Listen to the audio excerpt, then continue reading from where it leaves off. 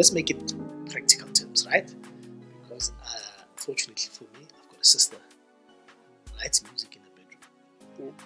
What is the first thing she's supposed to do? So the first thing that she needs to do as soon as the song is complete. It needs to be complete. Yes. So you can't just register a melody.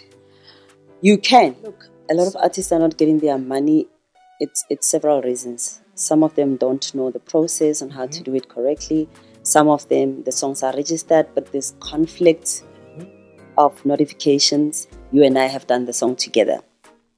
And then I've notified it 50-50 at Samro. Yeah. And then you go and notify it at 75-25. 25-25. Yes. And then there's a conflict. Okay, how long is a copyright span? So it used to be 70. It was reduced to 50.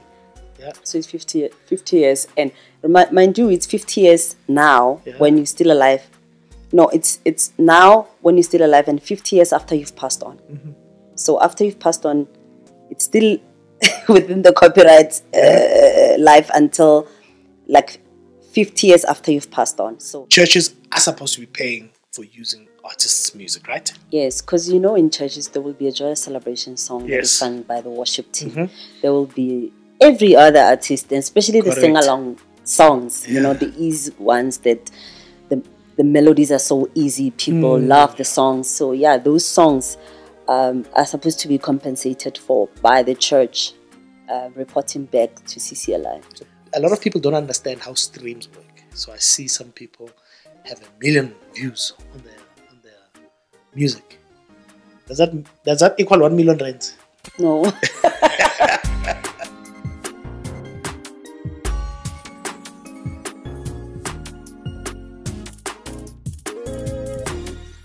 Our ladies and gentlemen, thank you very much for joining us. And today is an exciting day because this is the heart of the podcast. This is the reason why you do the podcast. But before we go anywhere, if you look behind me, we're still waiting for you. We've got a couple of spaces right here just to fill up our studio. But please keep supporting us and please liking and subscribing to our channel, the Gospel Reality Podcast or the GRP Podcast. Hey, this mic is dribbling me now. Yeah, but without any further ado, just to give you a bit of background, today's episode is, we've named it Edutainment. You know, in this entertainment industry, we make sure that we also educate as much as we can.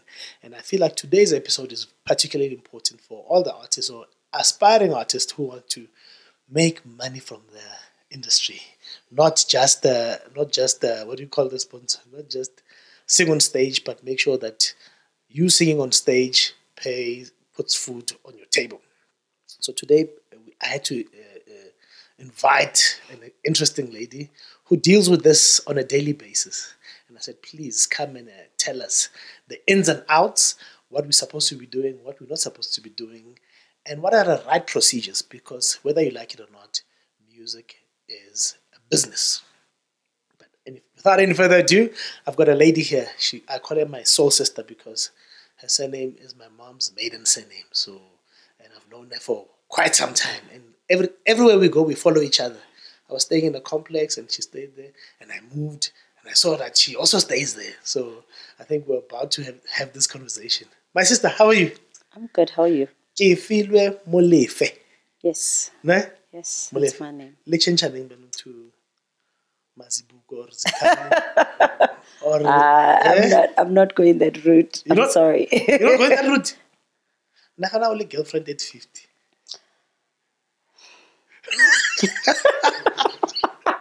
But I'm sorry. So, Kefiloe Molefe works for, I know it as Sheer Music, but she'll tell us a bit better. Do you still work for Sheer Music? Yeah, it's rather called Sheer Publishing Africa. So it's a subsidiary of Downtown Music America, by the way. So we've been acquired by Downtown 3 years ago. But I think just to give a bit of history on Sheer, where it comes from, Sheer was formerly known as Sheer Publishing. It was a Sheer group. So within the group, there was Sheer Publishing, there was Sheer Music, the house label, there was Sheer Sound, the jazz label, and then there was Iris, the distributors. So as time went on, all of these other businesses sort of fell out, and Share Sound eventually did a merger with Gallo. Yes. And then we went independent. We had to find our own premises and all of that. So yeah. Oh wow! So you're no longer international with the international company. So we are international in a sense because we've always had international even before the merger with the acquisition with Downtown, but we've always been representing international brands, and international brands have always been representing us as well. So we had like bilateral agreements with those. I see. So now before we start, I want to understand what course you studied so you could be in this space, because it's really a specialized space. So interesting, because I did music business to cut the long story short, but that's not only the only course that I studied.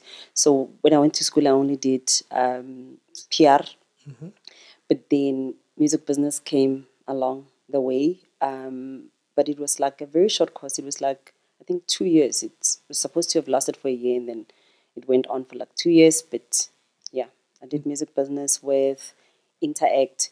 So it was like a learnership offered by the government, to support the arts, the business side of the arts. And then I applied. It was advertised on radio. I applied, and then you got it. Wow. Contrary to popular belief, the government does do their job. But we're not gonna do all this. So, but yeah, thank you very much. And I've got a lot of questions to ask you, right? Yeah. And I'm gonna take it from the beginning. I want to understand what you do at Share Publishing. What is your job description, and what are your responsibilities? Okay, so my title at Share is A&R manager. So I head up the A&R department. A&R?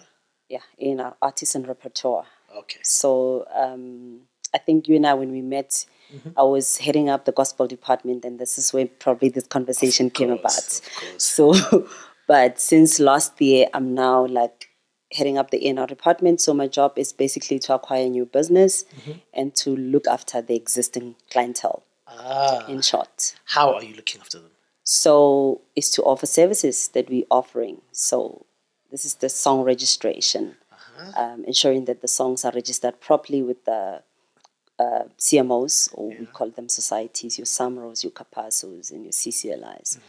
And then we also monitor income. So in terms of like revenue, like all the types of income that we represent. This is performance income, mechanical income, sync, for commercial music, because sync doesn't really apply a lot when it comes to gospel. But what's sync? Synchronization of music. So this is for placing of music on adverts, movies, films, documentaries. Okay. Yeah.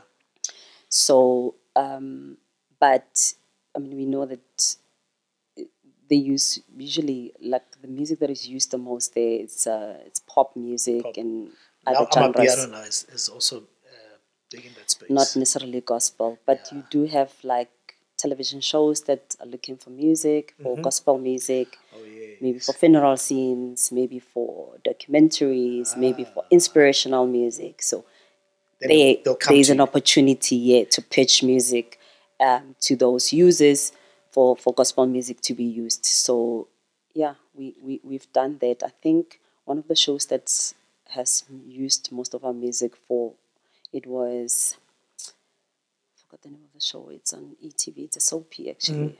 They've used so they've used like a lot of gospel. So yeah, then a sync will happen there. So sync is it's a shortened term for synchronization. I see. So let me get this. If the Lion King says we like a song ya Lebo Schobela, Nala and Simba find each other again, and then Babina, Lion of Judah. Sorry. So then you'd negotiate how much they're supposed to pay for that. Yeah, so it depends. With syncs, it's very tricky because you have to, it depends whether they're taking a song as is, or they're recording it.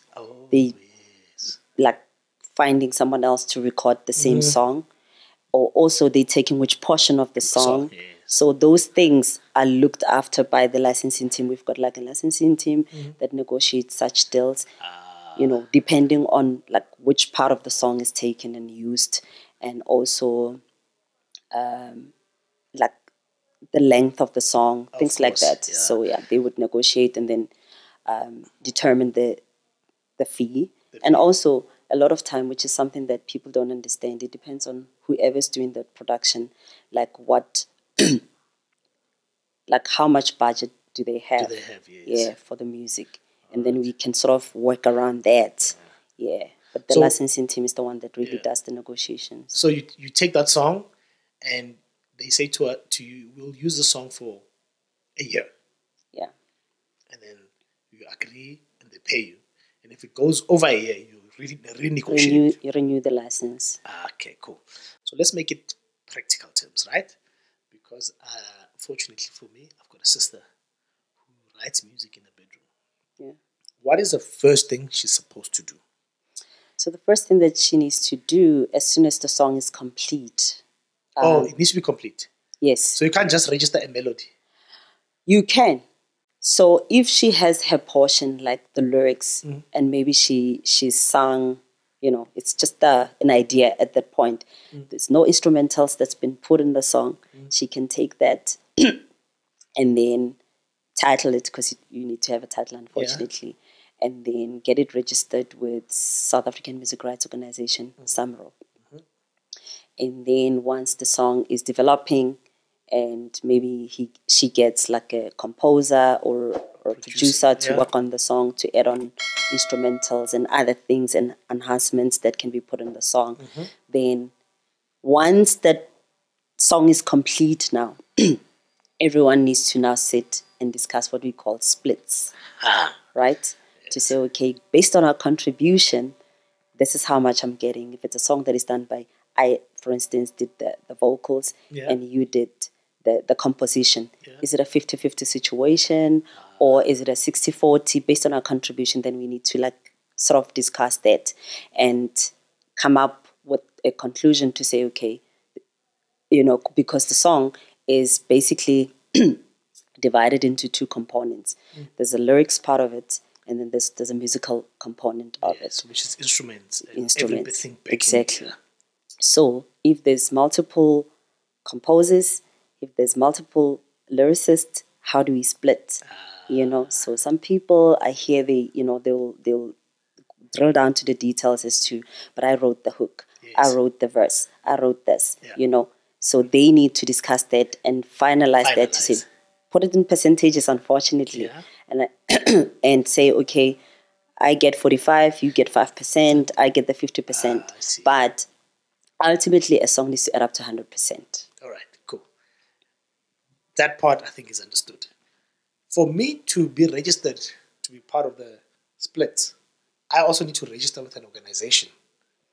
Am I correct? So, unfortunately, if for you to get paid, what SAMRO does is that even if you and I have worked on a song together, let me just give a classical example where it's just the two of us.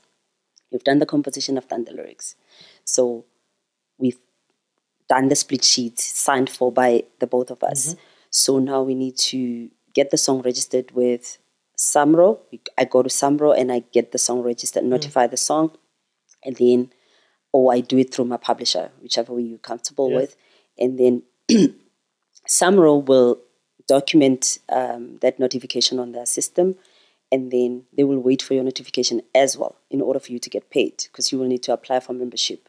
So even though the splits are correct, you've got like Komodo and then you've got Kefiloe on that, they will pay Kefiloe have 50% portion, and then it'll be kept until you come and apply for membership, and then they can unlock the remaining 50%. So is that why a lot of artists are not getting their money? Look, a lot of artists are not getting their money. It's several reasons. Some of them don't know the process on how to do it correctly. Some of them, the songs are registered, but there's conflicts of notifications. So on a song where, for instance, again, I'll give the example of the 50-50% where you and I have done the song together. And then I've notified it 50 at Samro. Yeah. And then you go and notify it at 75-25. 25-25. Yes. And then there's a conflict. So in situations like that, Samro will log it in maybe a dispute, or or they'll flag it with the rights holders of the song to say, you guys need to sort it out first, and then come give back. us the splits that make sense, because we've got different splits. Okay. So that delays the process of payment, because they cannot pay because there's 100%. Conflict, So there's just multiple reasons why. Sometimes people don't apply for membership and they're expecting to get paid, but that's like lack of knowledge. But I feel like in South Africa, we're much better. There's just so many people that are aware now of how the process works. Even though there's multiple, I think the confusion lies with the multiple societies that we have. There's Sampra, there's Samro, there's, Kapaso, there's Kapaso. So people get confused as to who handles what and how and when. So, yeah. Is that where the corruption happens? Where? With different agencies dealing with different things. I don't think so. And having the lines blurred. I don't think so. You know why I'm asking this, ne? For an artist here, Nombulelo Mahlangu, this one here. She composed the song, right? Udumo, Malubegui. Yeah? Long ago. And I think I was part of this, partially part of this. And she composed it, and just she says she went and registered the song, the album, all the songs on the album. And then that was the early 2000s. And then she released her album, and then kind of forgot about it. And then years later, a song came out. Uduma Malubegu was sang by Omega. When I heard it, I was like, hey, because we played the live version of the song. Oh, okay, with her. With her. Okay. And I called her and I said, hey, did you sell your song to Omega? She says, no. I also heard it on radio like everyone else. And I asked her, what did you do? She says, I went to Samro because there is evidence that I registered, but they said I must bring lawyers. And then she's basically defenseless. And this song was 2000, I think we can check. Much earlier. It was her self-written song. Self-written. She wrote that song. Because I was there when she wrote it. Okay, so look, I'm not familiar with this case, but what I can advise is that in situations like that, what should have happened was for Omega, for instance, to ask for permission to perform the song. Or to re-record, because it was recorded. To record the song before the song gets out. That's what you're supposed to do, because you're recognizing the copyright that belongs to someone else. Yes. And you don't want to infringe on the copyright. 100%. So to avoid infringement, you just need to request for permission and then obtain permission. Writing. Yeah. So there's forms that you complete. So usually with us, is we will provide you with the form that you need to complete. And then you complete that song. That form. Once you've completed the form, you send us your version of the song. Yes. And then we can have discussions with the rights holder of the song to say, okay, so-and-so wants to do this song, and this is what they've done. And are you okay with it? And right now, is it a legal matter now with her situation? So, I don't know. How long ago was it? Udumo was when? About 5-6 years ago. And she did the song about 10 years ago. Yeah, I feel like it doesn't have to go that deep. You can just... But it's your song and somebody's singing your song. Yeah, but all I'm saying is that once you've identified that there can be a conversation between the songwriters themselves. She says she tried, she went back to Samro, they want documents, she was moving houses, certain documents she can't find, but it should be registered with Samro. So it's not registered?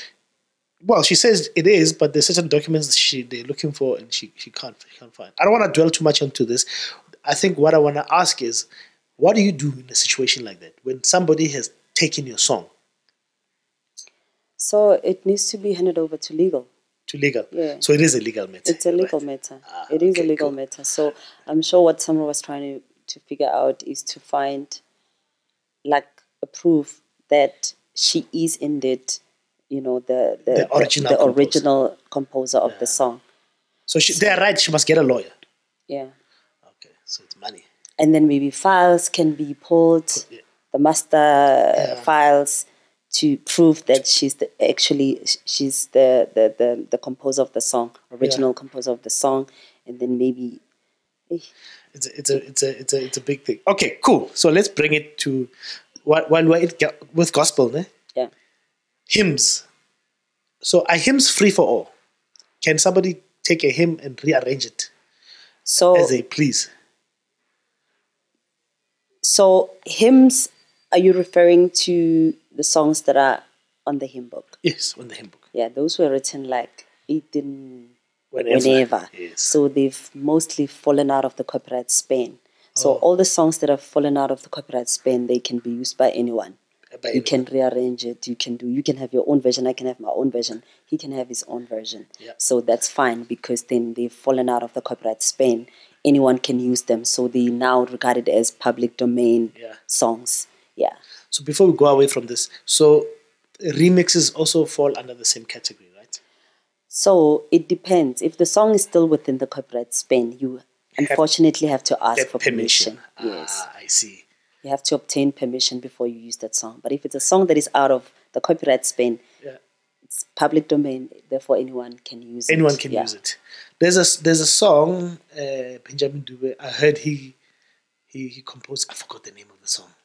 And I hear it's sung at churches and everywhere. Yeah. And I forgot the name of the song, man. Winkosi Yamakosi. Was that Tunzi or Benjamin? But anyway, but it's sung everywhere. How long is a copyright span? So it used to be 70. It was reduced to 50. Yeah. So it's 50 years. And mind you, it's 50 years now when you're still alive.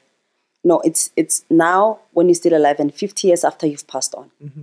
So after you've passed on, it's still within the copyright life until like 50 years after you've passed on. So if it's a composition that I've done, I own the rights now. So 50 years. 50 years after I've passed on, still active. Then after 50 years, it's free for all. I see. So now, before you go, do you have a question? I wanted to ask about CCLI because I once worked at a church and then there's CCLI licensing that we had to do. So I wanted to check because it was a white church. Ne? So now with the other churches, like these black churches, how do you tackle that? Because I'm sure they have to get that CCLI license as well. Yeah, so CCLI it's a body.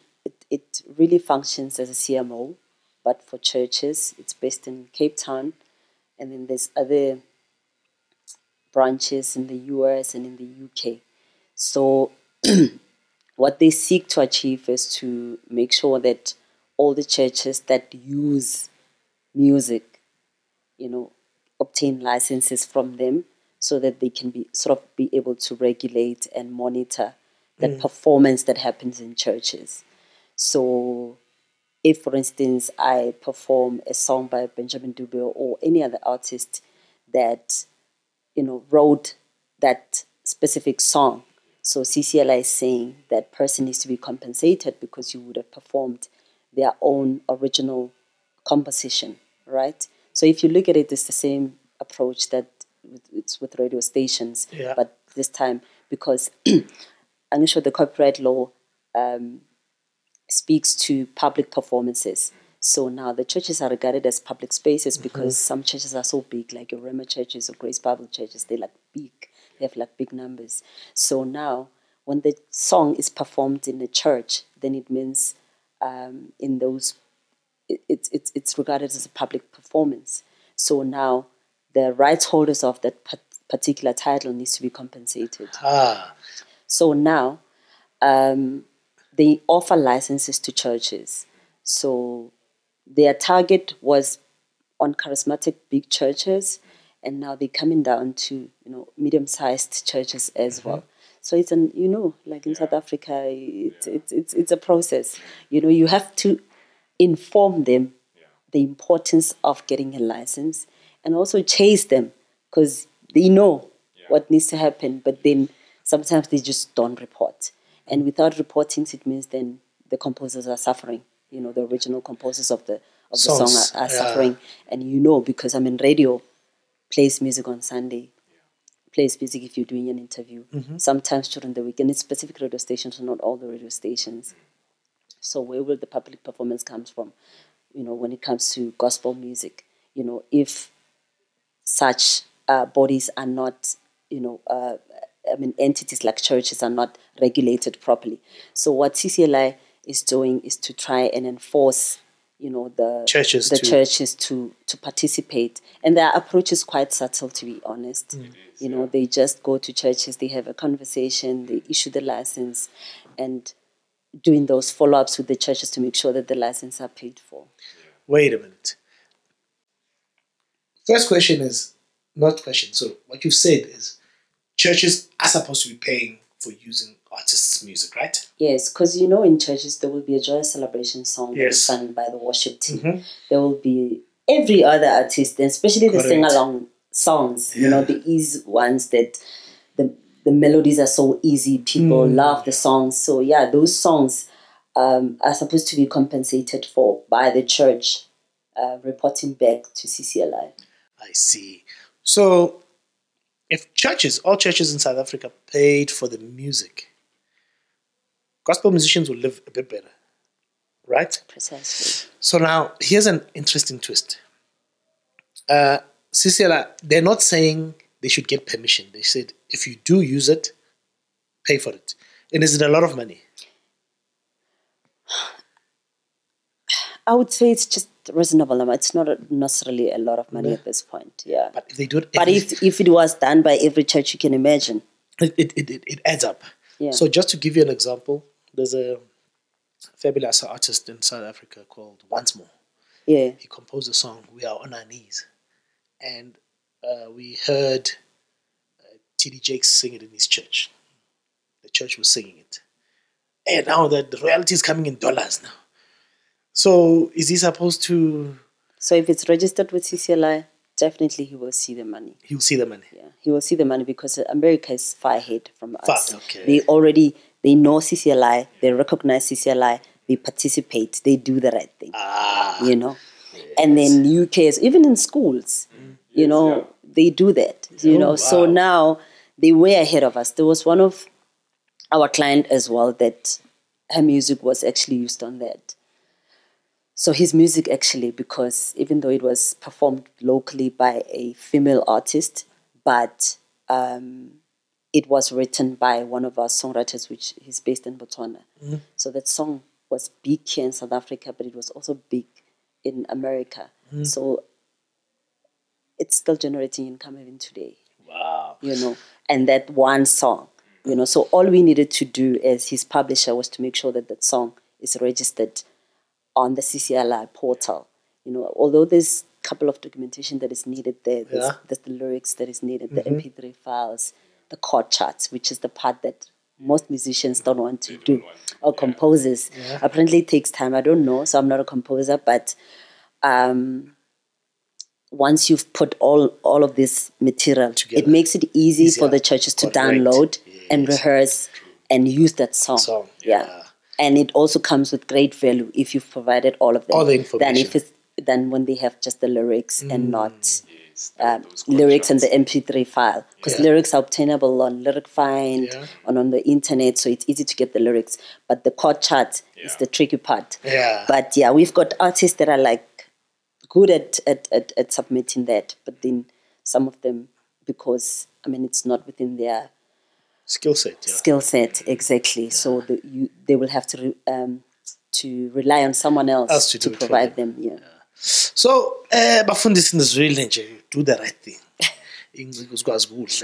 So please, I think we urge churches to actually register. It's not a lot of money from what I've seen, but a little bit coming from a lot of places makes gospel musicians eat better. True. So yeah, let's not stick too much into this, but the most important thing, so that our viewers can understand what is required. Let's start with SAMRO.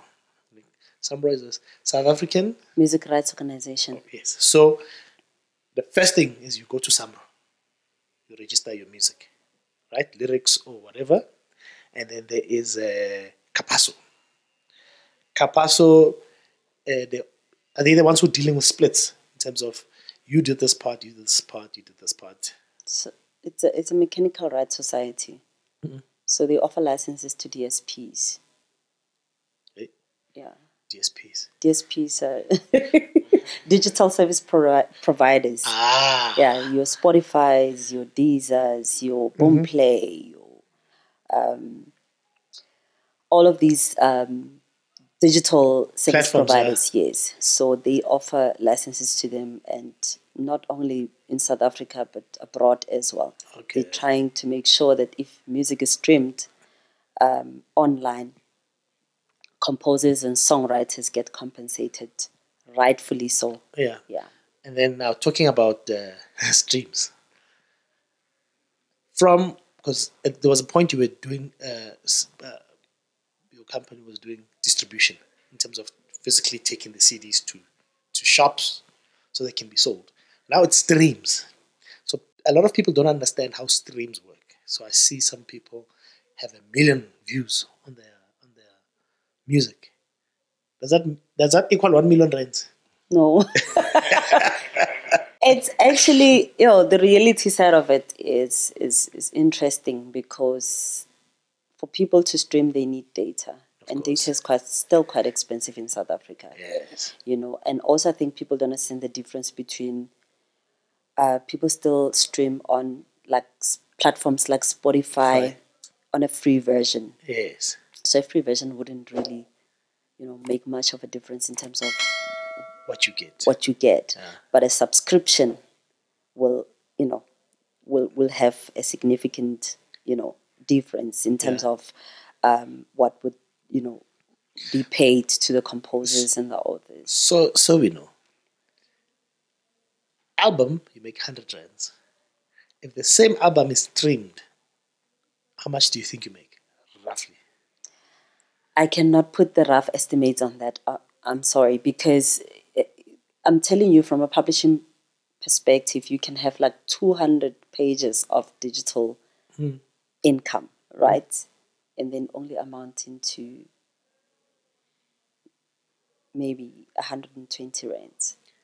Because it's like 1 cent, comes from the same thing I'm telling you about, of data being, expensive, and also people not understanding how important is it to actually have like to subscribe to these, subscription fees, very important, because out of that subscription fee, there's about a percentage that's taken that gets paid to Capasso, and then the song, and then to the publishers, so then that to then to the songwriters. So people are getting cents now these days. No, but when I check the splits in terms of how much people are getting, especially gospel artists, because they don't make the majority of their money from radio and TV.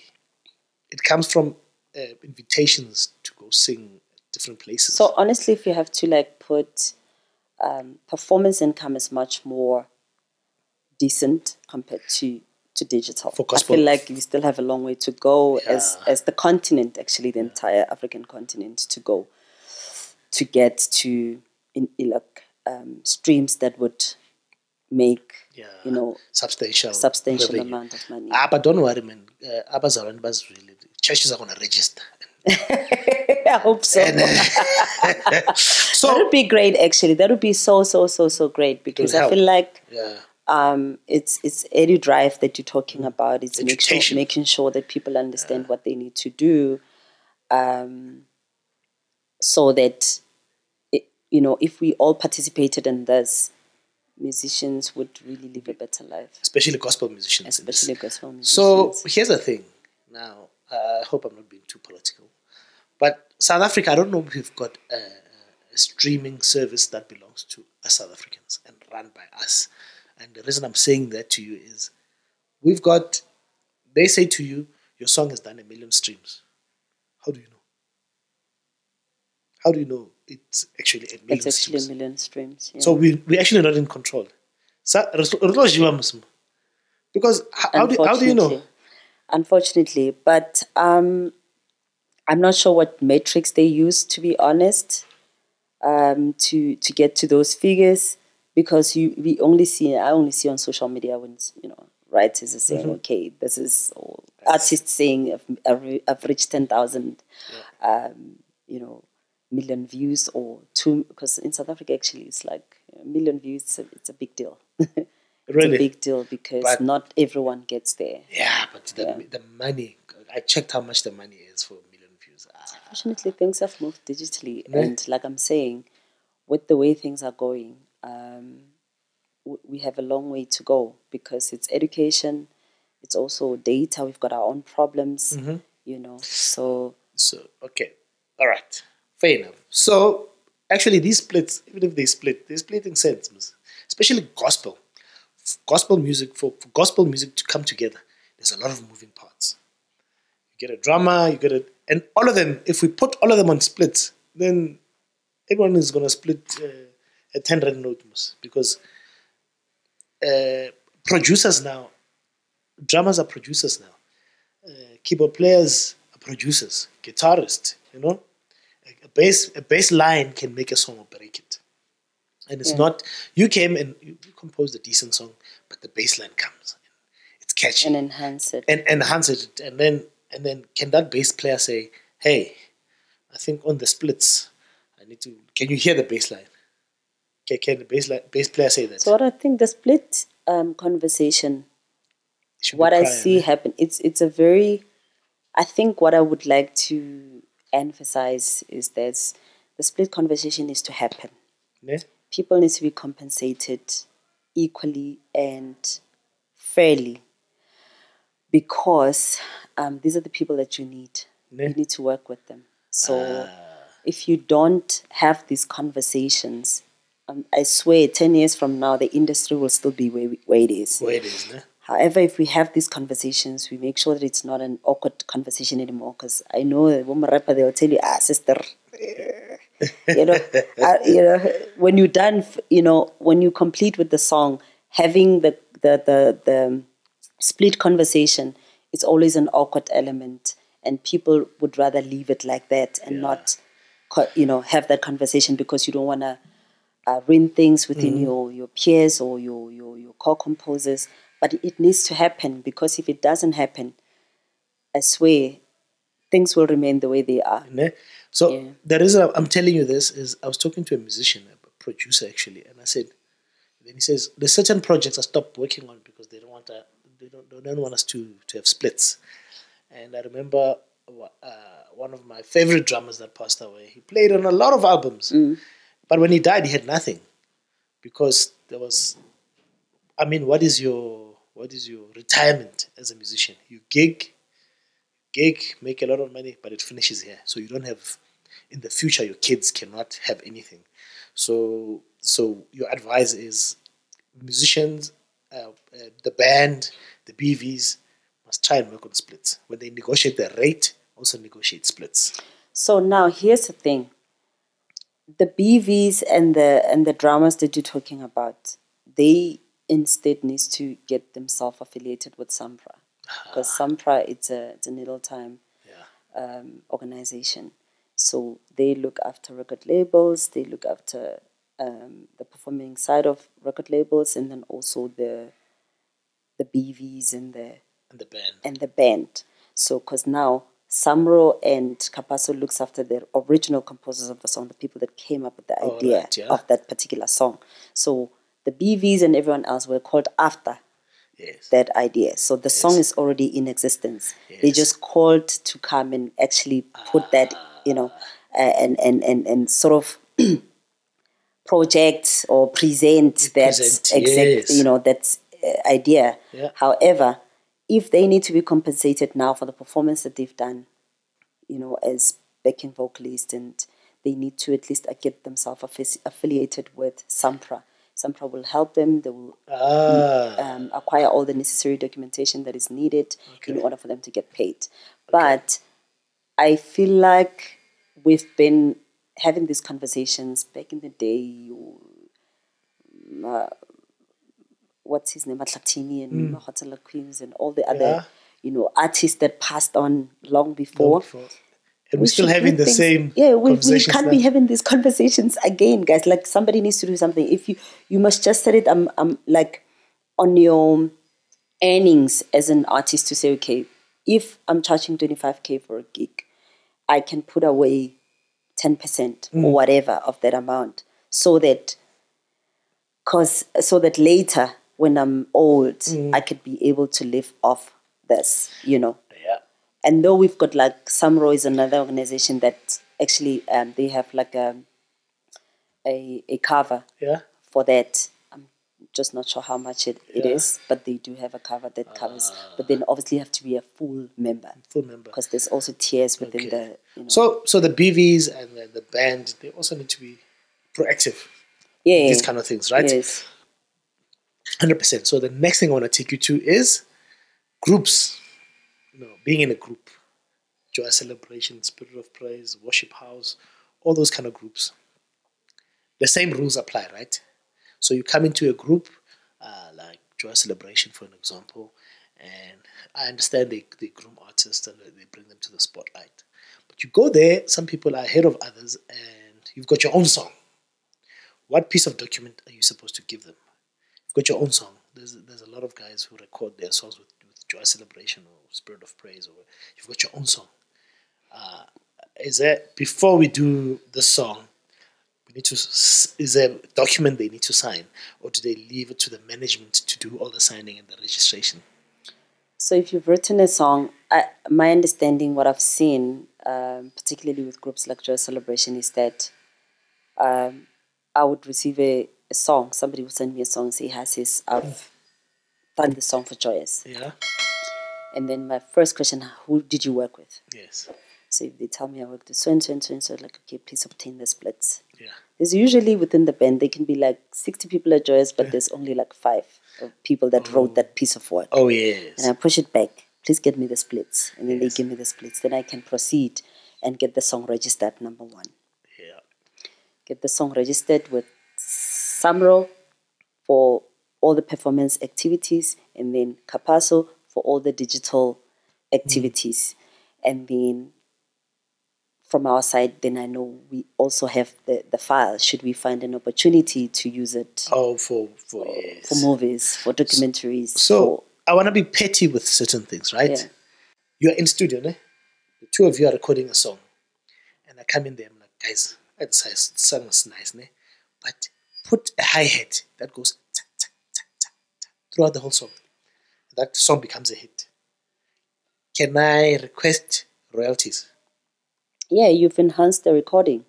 So anything you add, doesn't matter how small. Yeah, it doesn't matter. You can have 2% in a song. Or even a percentage. As long as I always tell the composers and the songwriters that we represent that, even if it's 2%, it's your 2%. As long as it's signed for by all parties involved in the song, it makes it easier for us to say, I'm representing this person and his percentage is only 2% on this particular song. I used to share a place in Pretoria with a guy who was recording music. Ne? Yeah. And I'll come and say, no, but man, how about you change that? No, you're right. No, using the wrong kick drum. Use that. Oh, you're right. But when the cover came, I was never mentioned anyway. You're arranging. So I could be compensated as an arranger. Yesterday, I had a conversation with one of our clients called me. He said they were in studio, they did a song, and there was someone. Yeah. And this person. So this song, I think it was done in Tsonga. Yeah. And then they just needed a little bit of translation. Mm-hmm. So it was translated to Tswana. Yeah. Right. And now he's back, he's saying he needs royalties for that. But it was a complete song. Yeah. All he needed to do was translate. But remember, in the translation, you need to be musical. Yeah. And sometimes substitute words so that it can fit the phrase, exactly. or fit the melody. I get that. So it's work. So I understand where he's coming from. So I said to him, maybe credit him as an arranger, but not as a complete composer. So arranger, yes. He arranged. It's That's basically what you used to do. Yeah. Hey, I was troubled there. No, I'm telling you, even this album, there's a couple of songs, even Udu. I said, no, but how about Sienza Soul Lapaya? And they'll take it. And I thought, yeah. But at now, the time you didn't know, but now you know. I feel like in the music business, everyone has learned something at some point. And some of them are very harsh lessons. Yeah. Some of them are like, okay, now I know. But yeah. Wow. And even for BVs, like if I'm called as a BV and then the harmony goes this way, then I raise my hand and I said, how about the tenor do this? And it works. I'm supposed to close, write in the so splits. You enhance the melody, yeah. Oh my word. Yeah, and I know that. But it's difficult with music because music is it's a feelings thing, and sometimes you get caught up in the moment. You stop. Yes. Hey. No. Guitarist, do this. Like there's a bass line I know on this album. I said no. How about the bass go? And it just worked. It just clicked. Yeah. And then you move on. Yeah. But later you realize, man, when you hear the bass on the radio. Yeah, and I think a lot of people didn't credit people previously in the past, not because they didn't want to. They didn't know. It was like, okay, it's a minor thing. It doesn't, But and those minors are money. A minor is money. It's a minor thing. They didn't know because now, like honestly, if you drill down into the music space, the music business, you realize that a lot of mistakes were done not because some people knew, but some people didn't know completely. It was like lack of knowledge. Wow. So there's no recourse after the song has been registered. So you can't come back later and say, but when the song is registered, you can maybe register it as like, okay, I don't know, you're referring to what we've just spoken about, yes. or okay. So there's a song. So sometimes you can. Yeah. Generally, you can as an AKA. So I can have a song, original song done by you and I, and then later we get some rapper to come and put the rap on that very same composition. Yeah. Then we can call it maybe the same title featuring so and so, whoever might have came and did the rap on it. Yeah.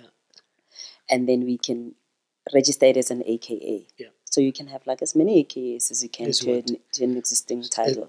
Right. So you've made it clear. So clubs should pay fees because music are played there. Yeah. The people's music is played there. Churches should do the same. Malls. Yeah. Schools. Yeah.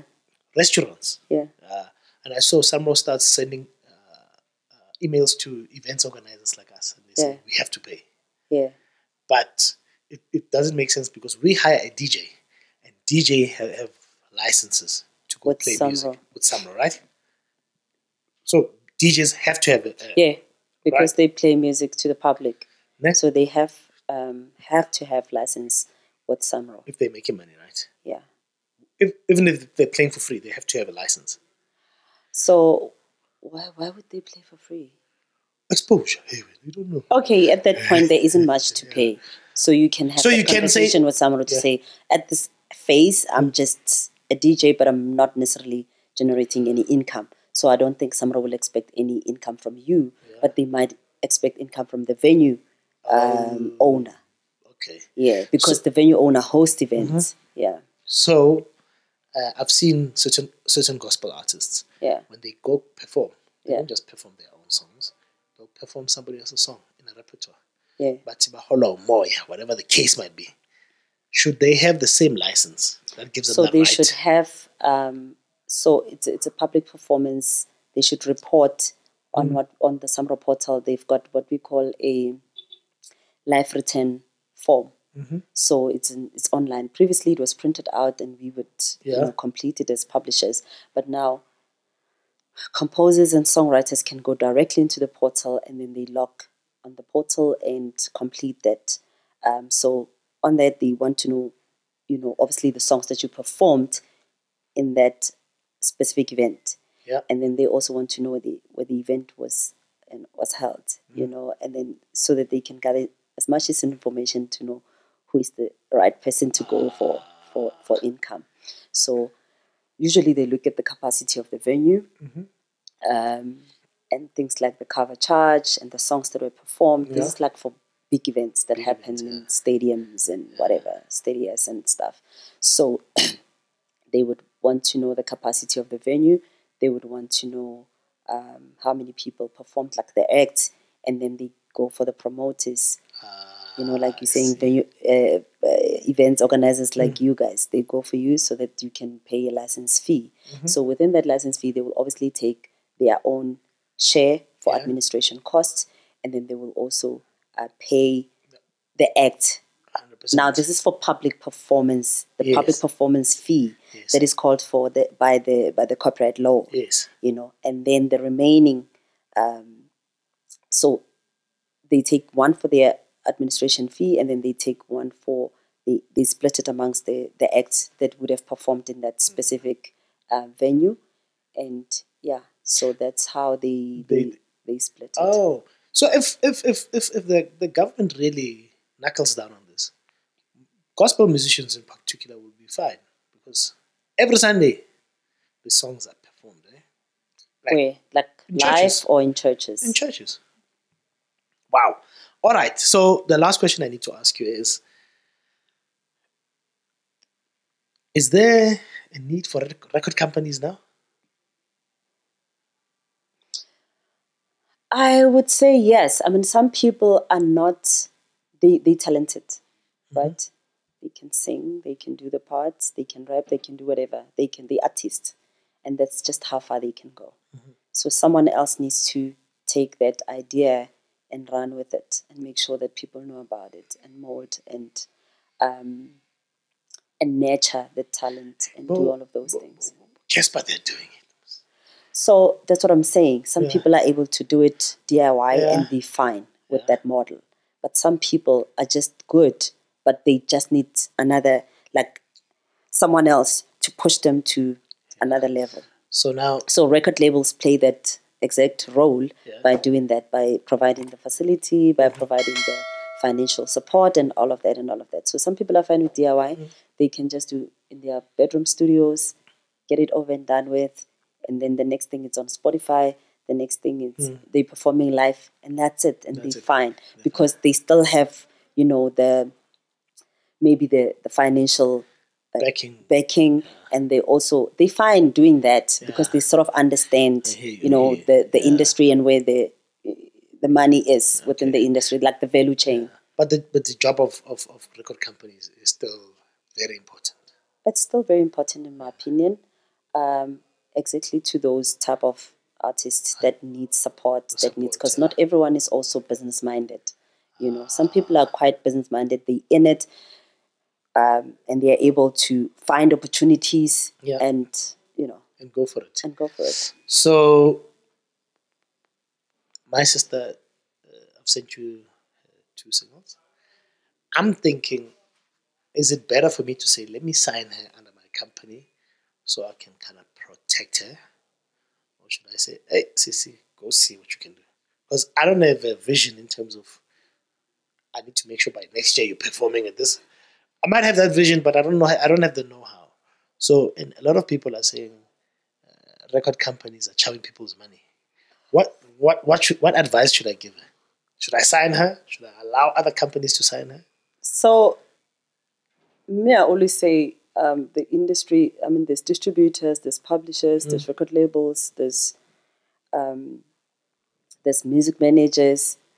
It's, as long as you find each and they also know how to do their work properly, then your sister will be in good hands. But if so I must just read the contracts and then make sure they're fine. Understand the wording in the contract. And there's also entertainment lawyers that can actually help you make the right decision if you're unable to make, because contracts can get tricky. They can get tricky. The wording there is different, right? So if you are, if you're not sure, appoint an entertainment lawyer. They can look at your agreement and they can tell you, okay, 1, 2, 3, 4, 5 is fine. 1, 2, 3, 4, 5 maybe we might want to change that. But as long as you find a good publisher, you find a good record label, and then you find a good distributor, your sister will be fine. Fine, eh? Yeah. I know, at least I found a publisher. You don't have to. You don't only I've got a have publisher, to man. sign a 360. Like a 360 deal. Oh, yes. I feel like sometimes people feel like they have to do a 360. Or you can choose which part you sign. Just everyone knows what they're doing. You'll be fine. All right. Okay, so just signing holistically is a problem. Eh? It might be a problem sometimes because I always feel like if you are good at publishing, just focus on that. If you're good at recording, focus on that. If you're good at, don't try and be a one-stop shop and then the next thing you're good at one element and others are suffering. Are failing, yes. Yeah. So when I met Kefiloe, remember how we met? I was staying with a guy in a certain complex. What email like a stove or so. I was moving in. Before she bought a car, so me and this guy, I said, let's just help this lady, man. So we helped her with the stove. And when we got to where she stays, she had CDs and DVDs everywhere. Wow. And I think that's how it became. I'm like, hey, I want to listen to these things. So you'll give me 5, listen to them, bring them back. So the reason I'm relaying that story is people from those big recording companies, especially at that time you were dealing with gospel. Yeah. They would obviously call you up and say, hey, we've got this, have a listen, we've got this, and they'd give you all this music. And the same people, what I'm asking is, do the same people have the power or the ability to cut people off? So what I'm trying to ask is, are there real gatekeepers who can say, don't play this music on radio stations, don't play this? I'm not sure. Hey, I've been on roundtable discussions where the radio station said they actually don't do that. But people tell you that, hey, my sister is rough out there. We have to pay. Even when you pay, maybe your music will be just flatted for the next 2-3 months, and then the next thing it's quiet. Yeah. And I've heard stories like that, but because we don't necessarily have a relationship with the radio stations, I don't have much information about that. It's things that I hear that are spoken at conferences, that are spoken on the streets, that are spoken by clients that I communicate and engage with on a daily basis. But I don't know. I don't know how I don't know about the gatekeepers and how they do it. But it's just unfortunate. I wish we didn't have that because I feel like everyone needs equal chance. Everyone is out there looking for exposure, and I think it's only fair that they're given a chance to to display their talent. No, we need to talk to Sheer Publishing because we, as the Gospel Reality Podcast, we want to have a conference for the gospel music industry where we bring people from worship teams so they can learn, because people even today are still crying about the same thing. It's just sad, man. Yeah. But I think we've learned as much as we can from you. Thank you, Kefiloe. But before you go, I need you to answer this for me. And I know that you're heavily involved with gospel. What would you like to see change in the gospel music industry? What I would like to see change is to bridge the gap between the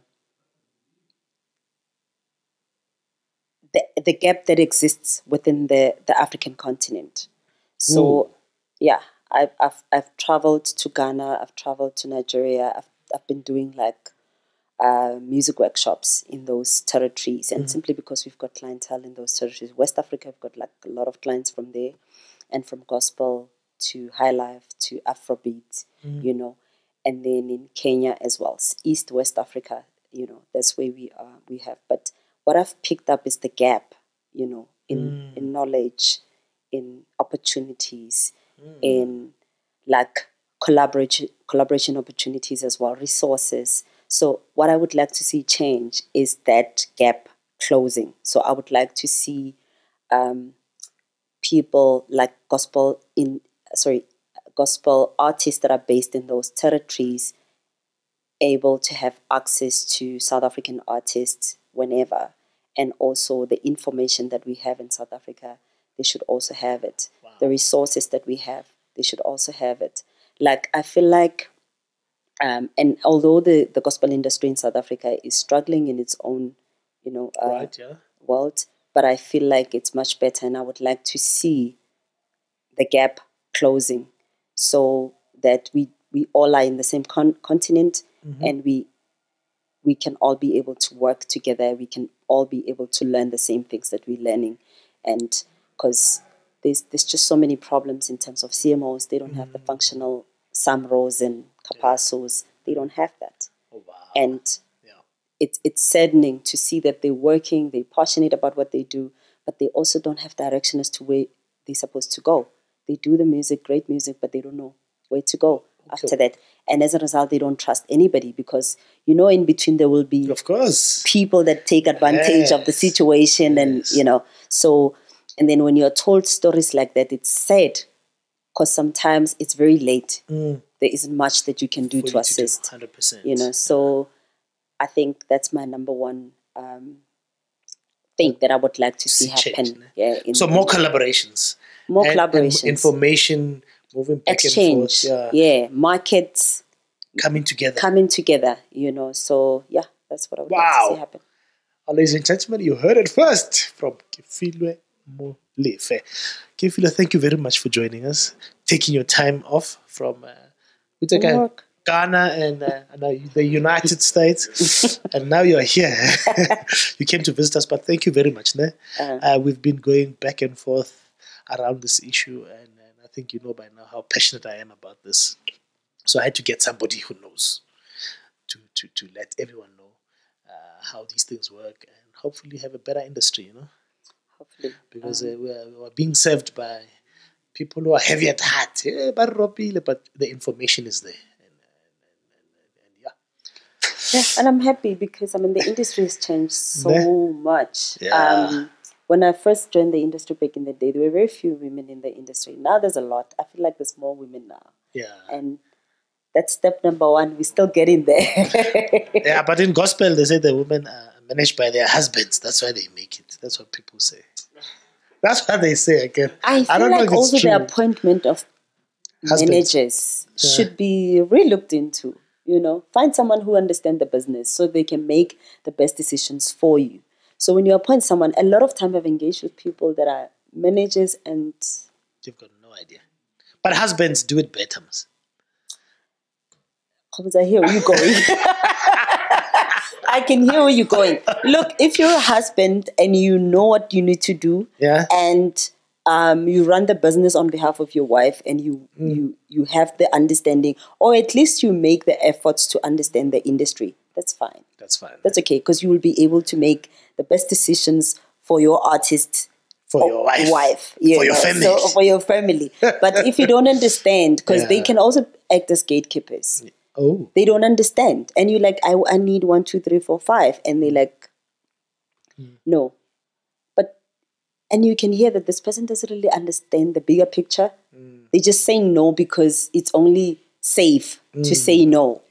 But at that time, there's a great opportunity on the table, and they're closing out. So we heard it from her. She says, gospel musicians, their songs should be on movies now.